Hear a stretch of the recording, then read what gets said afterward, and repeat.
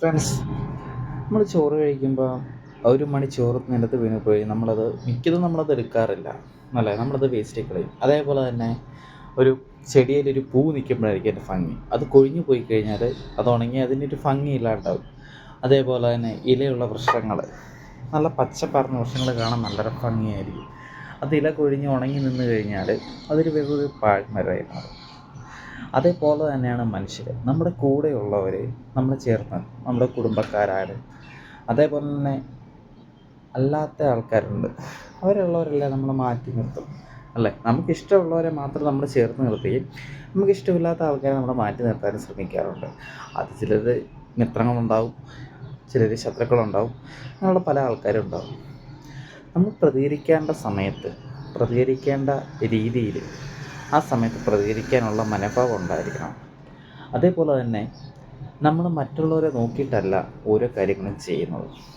നമ്മൾ ചെയ്യേണ്ട കാര്യത്തിൽ എന്താണോ അതിന് നല്ല ബോധ്യം ഉണ്ടാകണം. ശരിയല്ലേ? മനസ്സിലാക്കേണ്ട സമയത്ത് മനസ്സിലാക്കേണ്ട കറക്റ്റ് ടൈമിൽ തന്നെ നമുക്ക് മറ്റുള്ളവരെ അല്ലെങ്കിൽ നമ്മുടെ കൂട്ടത്തിലുള്ളവരെ നമ്മൾ മനസ്സിലാക്കി എടുക്കാനുള്ള ശ്രമം അത് നമ്മൾ നടത്തിയിരിക്കണം. ചില ബന്ധങ്ങൾ അറുത്തുമാറ്റപ്പെടേണ്ടവ തന്നെയാണ്. അത് ആ സമയത്ത് തന്നെ നമ്മളത് അറുത്തുമാറ്റപ്പെടുക തന്നെ ചെയ്യണം. ഇല്ലെങ്കിൽ നമുക്കത് പിൽക്കാലത്ത് അല്ലെങ്കിൽ നമുക്ക് വരും ദിവസങ്ങളിൽ നമ്മുടെ നല്ലതിലേക്കായിരിക്കത്തില്ല, അല്ലേ?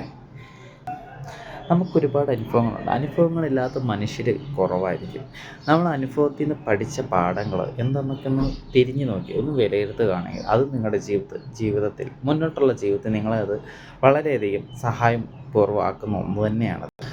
അതുകൊണ്ട് ഇനി മുതൽ പൂവില്ലാത്ത ചെടി പോലെ, അല്ലെങ്കിൽ പൂ വിറ്റഴിഞ്ഞു പോയ ആ ചെടി പോലെ ആവരുത്. അതേപോലെ തന്നെ ഇല കൊഴിഞ്ഞ വൃക്ഷം പോലെ നിങ്ങളൊരു പാഴായി തീരാതെ നിങ്ങളും നിങ്ങളുടെ സ്വന്തം കാര്യങ്ങൾക്ക് വേണ്ടി കുറച്ച് സമയം സ്പെൻഡ് ചെയ്യുക.